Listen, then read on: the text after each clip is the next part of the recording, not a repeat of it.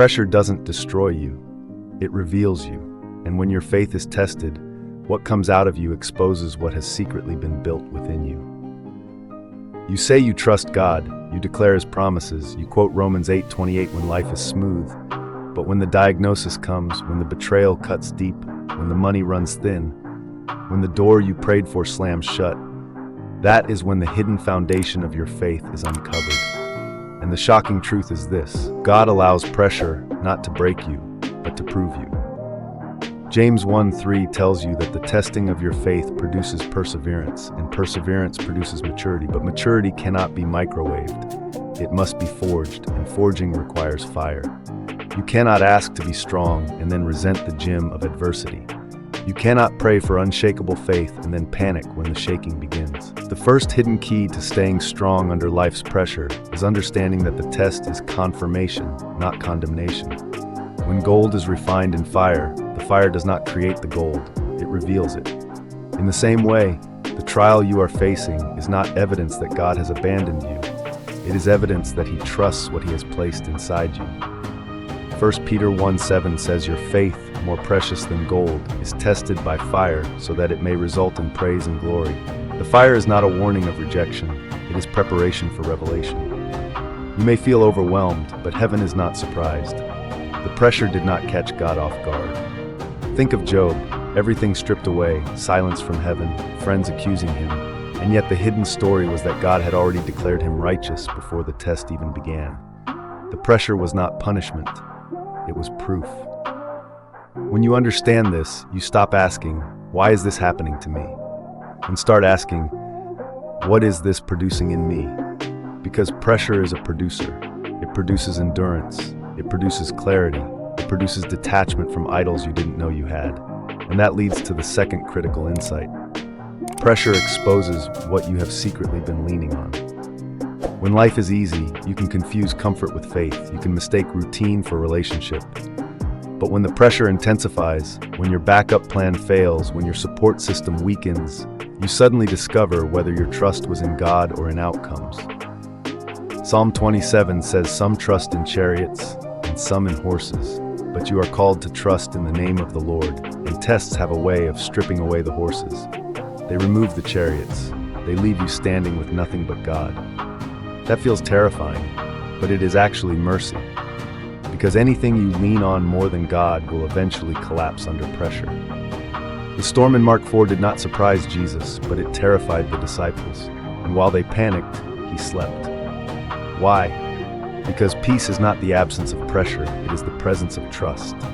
When your faith is tested, the question is not whether the storm is loud, but whether your trust is louder. You stay strong by anchoring yourself in what does not move. Hebrews 13:8 reminds you that Jesus Christ is the same yesterday, today, and forever. Your circumstances shift, but His character does not. Your emotions fluctuate, but His promises stand. And here is the third truth most believers overlook. Pressure builds spiritual muscle only if you respond correctly. Two people can go through the same trial. One emerges bitter, the other stronger. The difference is not the intensity of the pressure, it is the posture of the heart. Romans 5:3-4 says, "You rejoice in sufferings because suffering produces perseverance, character, and hope. But rejoicing is a choice. Gratitude in hardship is a weapon. Worship in pain is warfare." When Paul and Silas were imprisoned in Acts 16, beaten and chained, they did not wait for the chains to fall before they praised. They praised in the pressure, and the prison shook. That is not poetic exaggeration, that is spiritual principle. Praise shifts atmospheres. Complaining magnifies the problem. Worship magnifies God. And what you magnify determines what dominates your mind. If you constantly rehearse the problem, anxiety will grow. If you rehearse God's faithfulness, courage will rise. David strengthened himself in the Lord in 1 Samuel 30 when everyone else wanted to stone him. No prophet stepped in, no immediate miracle occurred, but he made a decision to remember who God had been. Memory fuels resilience. When your faith is tested, go back to the last victory. Recall the last breakthrough. Remember the prayers that were answered. The enemy wants you to suffer spiritual amnesia under pressure, to forget every time God came through before, but Psalm 103 commands you to forget not His benefits. Strength is sustained by remembrance. And then there is a fourth, deeply challenging insight. Pressure often precedes promotion. You cannot step into greater responsibility without greater resilience. Joseph endured betrayal, slavery, false accusation, and prison before the palace. David faced lions and bears before Goliath, and Goliath before the throne. Luke 6:10 says, "Whoever is faithful in little will be faithful in much," and faithfulness is proven under strain. If you collapse under small pressure, how will you stand under larger assignments? The weight you feel now may be training for influence you have prayed for. You asked for impact, God is building endurance. You asked for elevation, God is developing integrity. Promotion without preparation would crush you. That is why the process feels heavy, because it is increasing your capacity. Muscles tear before they grow, seeds break before they sprout. Jesus himself endured the cross before the resurrection. Hebrews 12:2 says he endured it for the joy set before him. Endurance requires vision. If you only see the pain, you will quit. If you see the purpose, you will persist. That is why Proverbs 29:18 warns that without vision, people perish. Under pressure, remind yourself of the bigger picture. Remind yourself that 2 Corinthians 4:17 calls your affliction light and momentary compared to eternal glory, even when it does not feel light. Feelings are real, but they are not final. Faith means you stand on truth, even when emotions protest. And here is the hidden warning. Pressure can either push you toward God or pull you away from Him. Hard seasons tempt you to isolate, to withdraw from prayer, to neglect the word, to assume silence means absence. That is the enemy's strategy. 1 Peter 5:8 warns that your adversary prowls like a roaring lion, seeking whom he may devour. Lions target the isolated. Staying strong under pressure requires proximity to God and connection to His people. Do not retreat when you are tested. Lean in. Pray even when you feel unheard. Open Scripture even when it feels dry. Show up even when you feel weak. Strength is not the absence of struggle, it is persistence in the middle of it.